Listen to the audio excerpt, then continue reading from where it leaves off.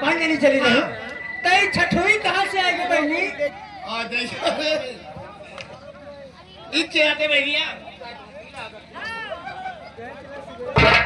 56 छुरी 72 भाला। याद है हमारे कहने वाले ये बगल में बैठे हुए हैं सुनील भैया के बगल में ये नहीं हमारी सब चाहने वाले यही के निवासी यानी 21 रुपए का पुरस्कार हमारे गजब निकाल लगे गैया नहीं हर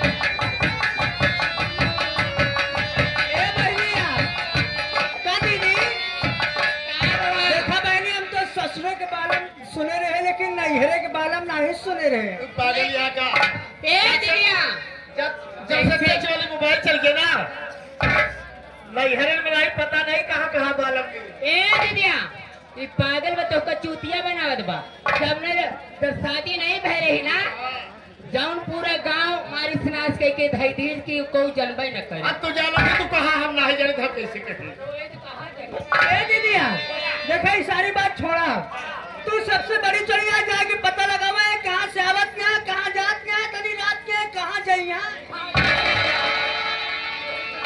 गए हैं पूजा से।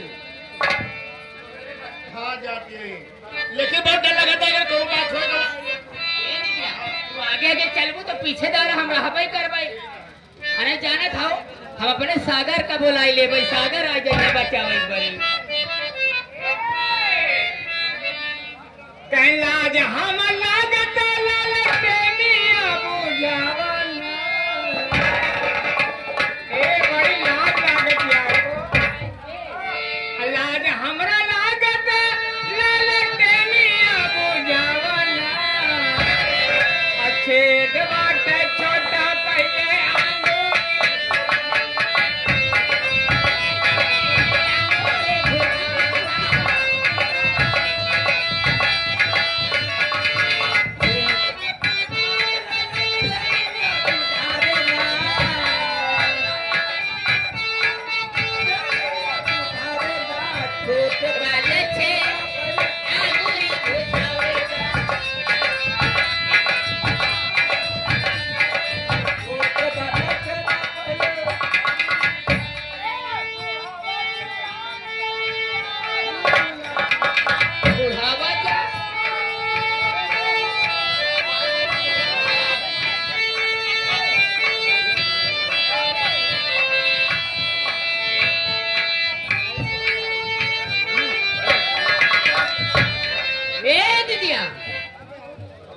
झुमका चूमेला गोरे गोरे गलवा।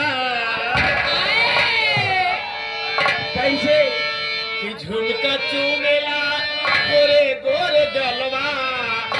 नथुनिया कमाल करेला। गोरे गलवा।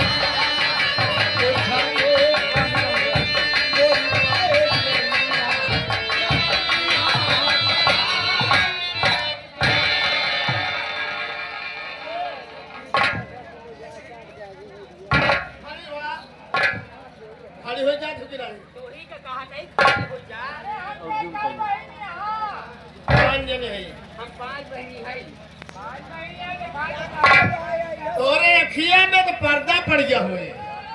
पहले खड़ी हुआ, पहले खड़ी होगी लगी आवा तो दिखाई।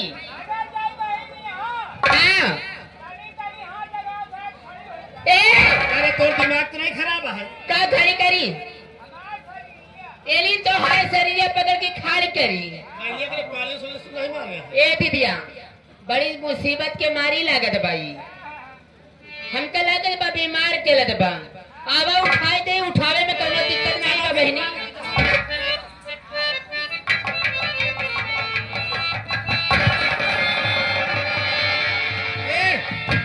ये कहाँ तो कब रही ना खूब लबर लबर करके जाती बहनी आगे आगे करे जाती है। हे दीदिया बोला ती काले बामरी गड़ाई दी जितना के ऐसी पूछा करे गाड़ी में कहाँ बिटिया? अरे बिटिया वही गोलकी वाली चुनौती ली है। वही गाड़ी का हो। चुनौती हटे। ई कब से खाए लगा दीदी तू? अरे कारापुर की पुरवाली बिटिया ताई। अरे मार बिटिया बिटिया। अरे मार बिटिया।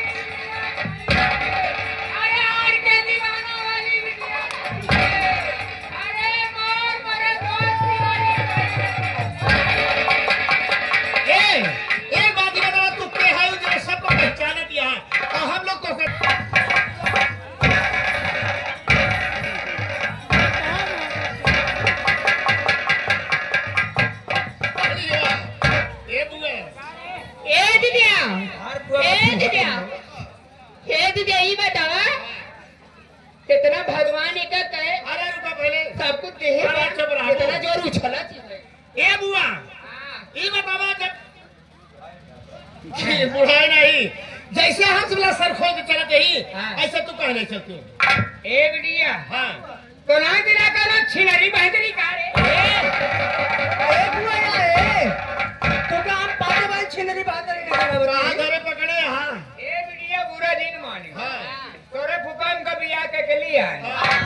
सहाग रातव नाय बना चला गए कोहड़ा ए कोहड़े ना कोई जब फुफ्फा सुहाग रात नहीं मनाए केकर लेके घूमत ना जाऊ नहीं रहे सहाग रात नहीं मनाए हाँ मैं 14 लड़के कमाई हो चुकी हूँ 14 लड़का में कमाई हो गई हाँ 15वां व्यक्ति ने पता नहीं जो है बता तोरे फुका मार ये बात ही बतावा तू नहीं देखे सुहाग रात के दिन कोई जरूरी चला गया तो लड़कवर कैसे होगी तो ए बिटिया तोरे फुफा हाँ हमार हाँ मोबाइल से सेटिंग हो गया मोबाइल से जब वही मोबाइलिया में चुम्मा ले जाए चुम्मा ले जाए हाँ होते याद हम बिटिया का करी यार लेकिन हमका नहीं विश्वास है सब ऑनलाइन लड़का पैदा होटन करे ए बिटिया हाँ आर के दीवाना हाँ और हमारे मिथु डांसर और गुड्डू पगला की नौटंकी आई हुई है हाँ मैं वही नौटंकी देखने जा रही हूँ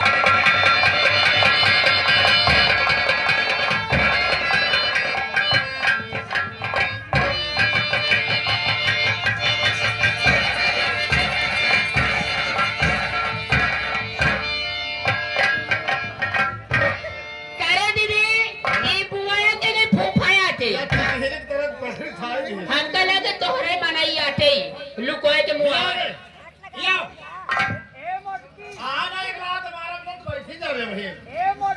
हाँ तो तिबिया हवा चल पहले हमका लेगी पहले ससिया लेगी फेरे टीबिया हवा ये आ गए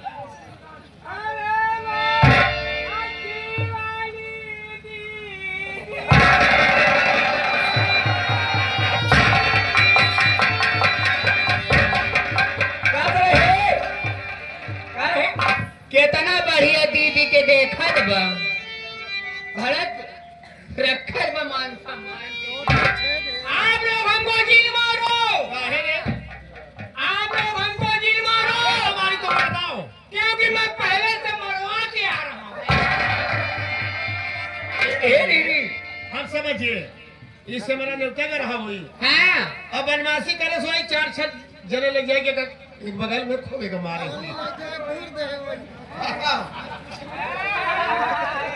बुढ़वा जवान को देगा नहीं कहते जब खड़ा हंसी मरवाए तब कैसे मरवाए जब खड़ा है जाना तो के हूँ त्योहार हुई है हमार न वही सभी सिमरे के ही जौन कहा था वह सिमरम गए रहे ना तो नहीं सागर प्रधान महेंद्र हमके लगे गए रहे अरे बदलिए कौनो बुढ़वा जवान नेवतीदारी ननाद रिश्तेदार से कौनो नहीं मरवाए अब कैसे मरवाए हम अपने मेहरारू से मरवाए कैसे हमार बियाह हुआ हाँ मेहरारू मिली हसीना जगह 4 लो पसीना अच्छा भैया अरे मेहरारू पाए खूबसूरत घर में घुसुर गए 15 दिन निकलवा ही नहीं भाई तब का भवा फिर मेहरारू का दिया रे महारानी गाड़ू हमार मोहने देखबे 4 पैसा कमा देगो कर इतना टटाई गए पहुंचे शांतिपुर लेबर चौराहा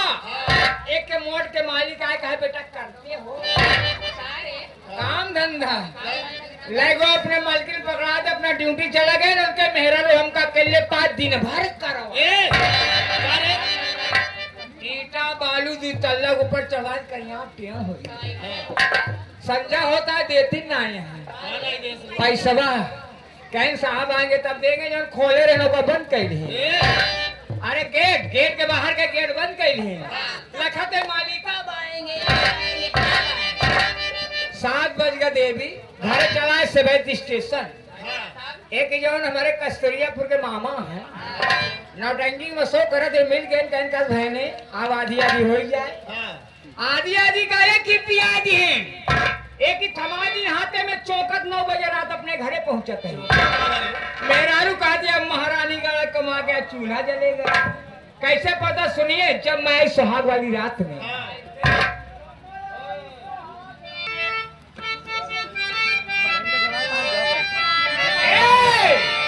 अरे जब मैं आया कमा के रात में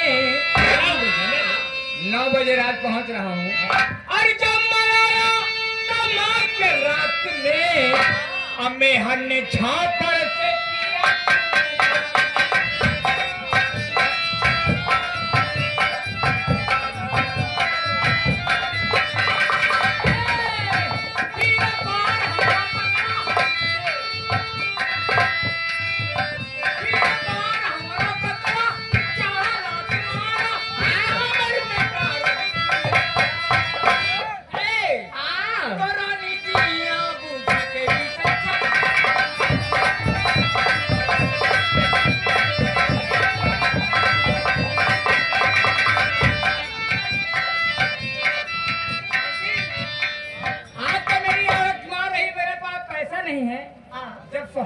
वाले दिन जैसे घूंघट रात तबे दिन तब रात मारे रही।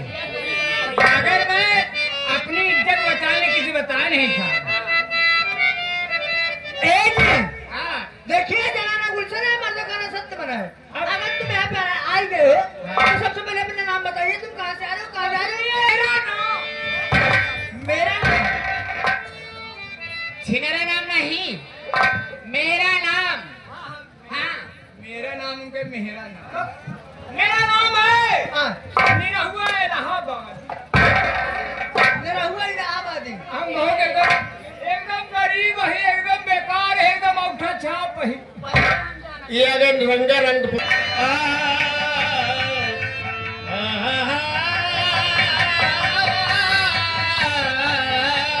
क्या है? कभी तो कामयाब जज्बे एहसास आ जाए और ये जो जालिम है घबरा के मेरे पास आ जाए। कभी तो कामयाब जज्बे एहसास आ जाए और ये जो जालिम है घबरा के मेरे पास आ जाए। शकील अपनी मोहब्बत ढूंढता हूँ जले जले में, तमन्ना है कि मेरी चीज मेरे पास आ जाए। तो जिगर को कर गई